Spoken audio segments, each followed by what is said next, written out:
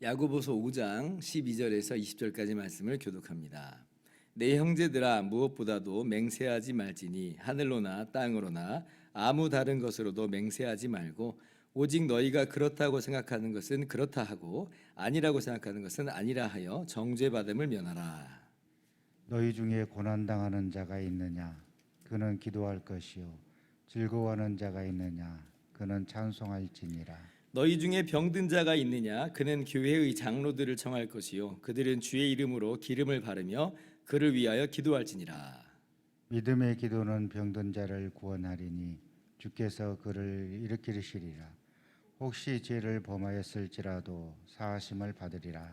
그러므로 너희 죄를 서로 고백하며 병이 낫기를 위하여 서로 기도하라. 의인의 간구는 역사하는 힘이 큼이니라.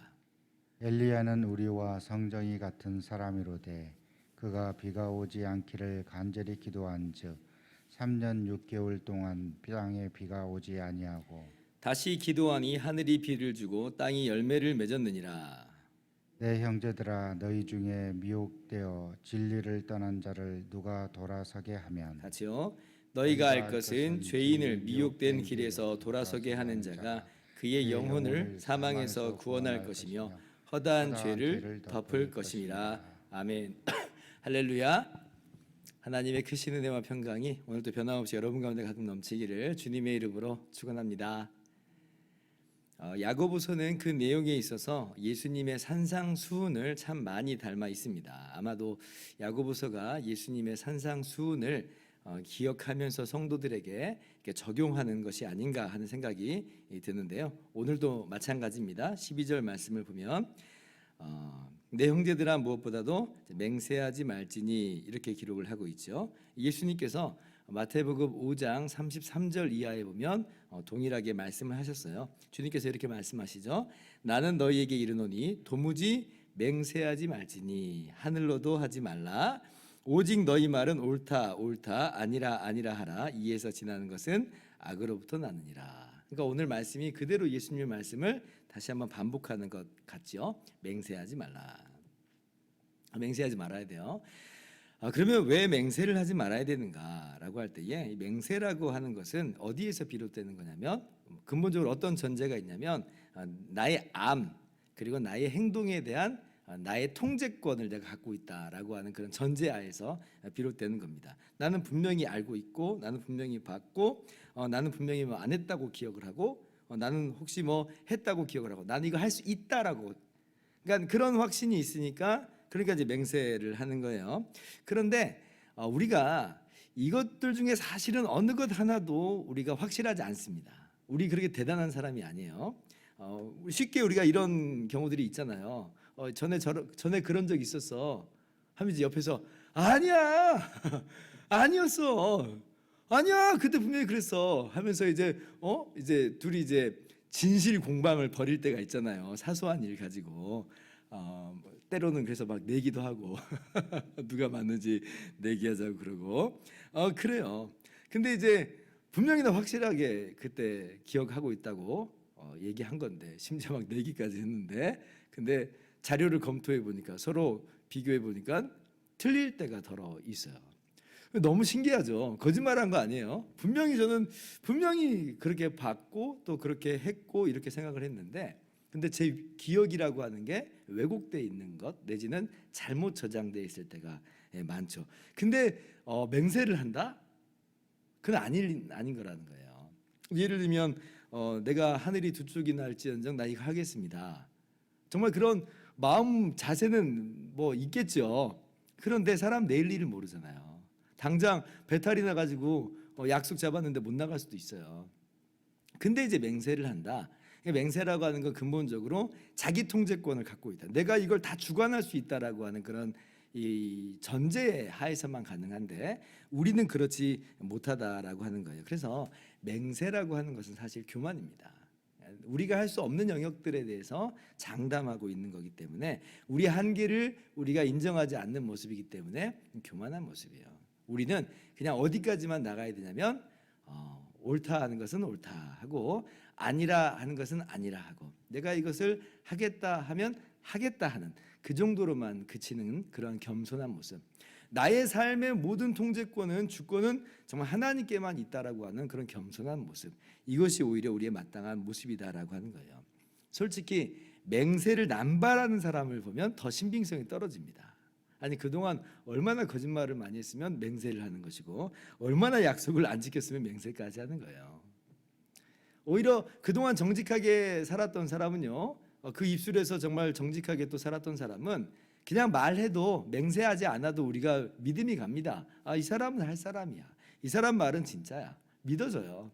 근데 그렇게 못 살으니까 이제 맹세라고 하는 거예요. 그래서 맹세하지 말라라고 하는 말 이면 속에는 단순히 그냥 맹세하지 말라라는 그런 의미만 있는 게 아니라 어떤 의미를 내포하고 있냐면 맹세하지 않아도 믿음을 줄 수 있을 만큼 우리의 말과 우리 행동에 우리가 무게를 갖자는 거죠.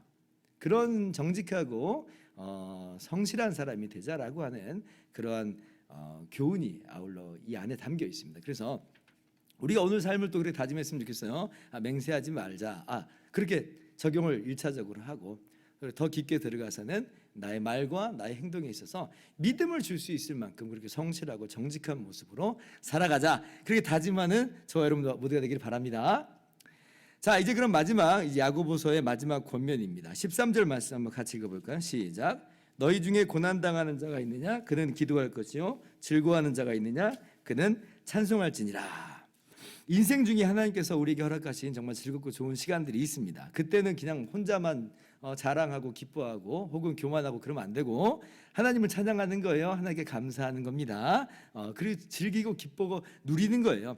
그런데 우리의 삶 속에서는 그런 일들만 있는 게 아니라 많은 경우에 있어서는 정말 병들고 아프고 고난 가운데 있고 시련 가운데 있는 그런 순간들이 정말 많아요. 그럼 이제 그때 뭐 어떻게 하라고 하는 것이냐라고 할 때에 야고보서는 우리들에게 이렇게 말씀하고 있습니다. 그때는 기도하라. 기도하라.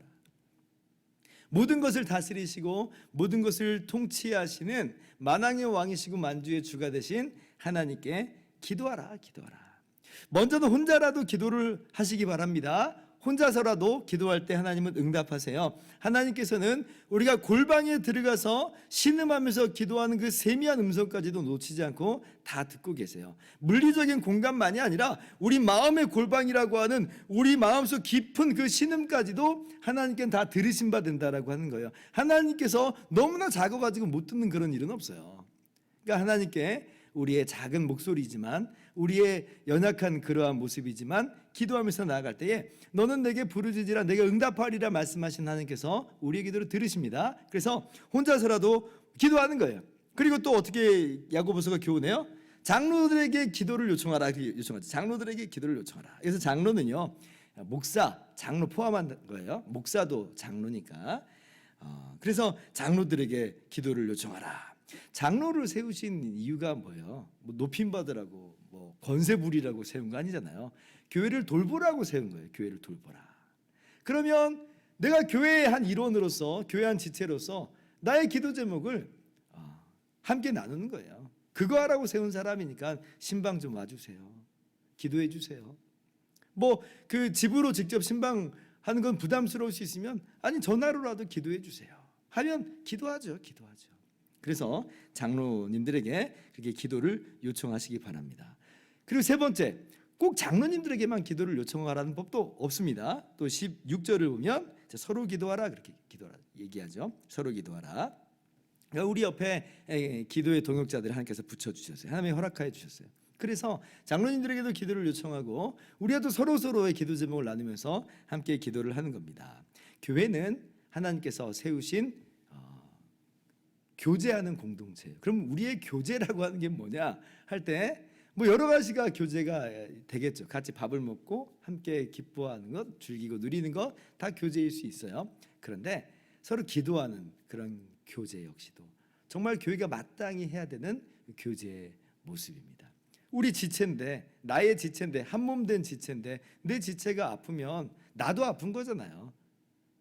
그러한 마음가짐으로 기도하는 거예요. 그런 마음가짐으로 기도해 주세요. 요청을 하고. 그리고 옆에 있는 우리 지체는 당연히 그러면 같이 기도 안 할 사람은 없죠. 그래서 우리가 그렇게 함께 기도의 동역자로 세워졌다는 것을 기억하면서 서로 그렇게 위하여 기도하시기를 바랍니다. 하나님께서는 우리의 기도 들으세요. 나의 기도 들으시고 지도자들의 기도 들으시고 정말 우리 교회 공동체의 기도를 항상 들으십니다. 우리가 잘나서도 아니고 우리가 공로가 있어서도 아니고 오직 예수 그리스도의 의를 힘입어 기도할 때에 예수 그리스도의 이름으로 기도할 때에 하나님은 우리의 기도를 들으세요. 너희가 나의 이름으로 무엇이든지 내게 구하면 내가 행하리라 주님께서 말씀하셨기 때문에 하나님은 우리의 기도를 들으십니다. 그러므로 이러한 믿음으로 기도하시기를 바랍니다. 목사님, 그 엘리야나 그런 거 아니에요? 위대한 사람만 그럴 수 있는 거 아니에요? 아니에요. 우리 그런 마음이 드는데 17절 이하를 보면 엘리야를 언급하고 있죠, 분명히. 그런데 엘리야를 지금 특별한 사람으로 언급하는 게 아니에요. 엘리야는 우리와 성정이 같은 사람이다. 엘리야의 위대함과 특별함에 대해서 이야기하고 싶은 게 아니라 엘리야는 우리와 똑같은 사람이다라고 하는 거예요. 그래서 하나님께서 엘리야의 기도를 들으신 것처럼 우리의 기도를 들으신다는 거죠. 엘리야의 기도도 한번 생각해 보세요. 엘리야가 그러면 어떤 기도의 특별함이 있는 건가? 혹시 생각을 해볼 수 있잖아요. 여기 오늘 말씀 보면 그냥 엘리야가 마냥 기도한 것처럼 여겨지지만 우리가 말씀을 보면 엘리야가 하나님의 말씀을 가지고 기도합니다. 하나님이 먼저 비를 안 내리겠다고 한 거예요. 하나님이 또 비를 내리시겠다고 한 거예요. 그러니까 기도한 거예요. 그러니까 우리가 기도하는 우리의 기도의 근본은 하나님의 말씀을 붙잡고 하나님 말씀을 힘입어서 믿음으로 기도하는 그런 내용이죠. 간절히 기도한 거 있습니다. 비가 다시 오기를 기도할 때는 7번이나 기도를 하죠. 기도하고 봤는데 계속 비가 안 오는 거예요. 구름도 일어나지 않아요. 7번씩이나 반복하면서 구름이 언제 일어나는가? 그렇게 보죠. 될 때까지 기도하잖아요. 될 때까지. 7번째 딱 기도하니까 구름이 손바닥만한 구름이 딱 일어나요. 그러니까 됐다. 하나님 응답하셨다. 그리고 정말 그 구름이 이제 몰려오더니 비가 내리게 됐어요. 그래서 엘리야의 기도도 본받을 점이 분명히 있습니다. 간절히 기도하는 거예요. 될 때까지 기도하는 거죠. 하나님의 신실하심과 긍휼이 많으심, 하나님의 자비하심을 신뢰하면서 아들을 내어주시기까지 우리를 사랑하신 그분께서 아들과 함께 모든 것을 우리에게 주시지 아니하겠느냐. 우리는 그런 믿음이 있어요.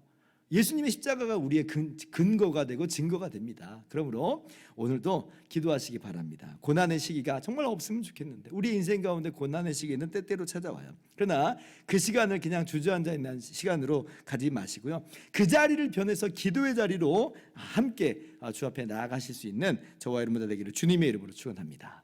기도하겠습니다.